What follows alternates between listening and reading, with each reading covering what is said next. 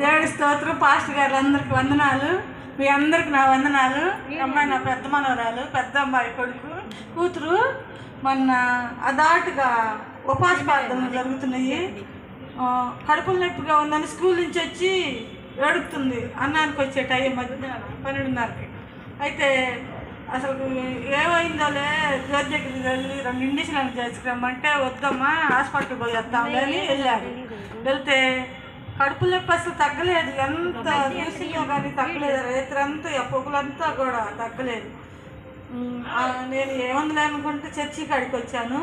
Soni pastor గారి చేత ప్రార్థన చేశాను. జూమ్లో పాస్టర్ గారి చేత ప్రార్థన చేశాను. అబ్బాయి చేత ప్రార్థన చేశాను. మీ అందరూ ప్రార్థన చేశారు. మా అమ్మాయికి స్వస్థత ఇచ్చాడు దేవుడు. ఇంక ఏది లేదు, ఏ బలహీనత లేదని. నిన్న జ్వరం తగిలింది, విపరీతంగా జ్వరం తగిలింది. అసలుకి మామూలుగా రాలేదు జ్వరం. అయ్యా ఈ అడ్డానికి ఏది లేకుండా నాయన అయ్యా, ఈ వాతావరణం కూడా బాగుంటుంది నాయన. అయ్యా మీ ప్రార్థనలు ఘనంగా జరుపుకోవడానికి సహాయం చేయండి. నేను ఆశపడి అడుగుతున్నానని అందరికి కూడా చెప్పాను, ప్రార్థన చేసినాను. మీ అందరికీ నా వందనాలు.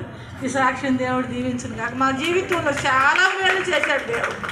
నా చిన్న బిడ్డకు కూడా అదాటుగా వచ్చింది కడుపులు నొప్పి, షుగర్ ఎక్కువ అయ్యి కడుపులు నొప్పి వచ్చి అసలు నిలలేకపోతాడు. పాస్టర్ గారి కాడికి వచ్చి ప్రార్థన చేసుకుని అవతల హాస్పిటల్ కాడికి వెళ్ళి అక్కడ కూర్చొని నాయన స్కానింగ్ పోతున్నారు. ఏమీ లేదని చెప్పాలయ్యా, మా బిడ్డకి ఏమీ లేదని చెప్పాలయ్యా అని నేను చిన్న బిడ్డ కొరకు ప్రార్థన చేసుకుంటే ఏమీ లేదమ్మా గ్యాస్ వల్ల కొంచెం షుగర్ ఎక్కువ వచ్చిందని అన్నారు. ఆ బిడ్డను కూడా దేవుడు 50 రోజు ప్రార్థనలో 2 కార్యాలు గొప్పగా చేశాడు. అందు నిమిత్తంగా నేను దేవుడి కృతజ్ఞతలు చేసుకుంటే ఈ కూటమి పెట్టుకున్నాను. సాక్ష్యం దేవుడు దీవించుకున్నాను.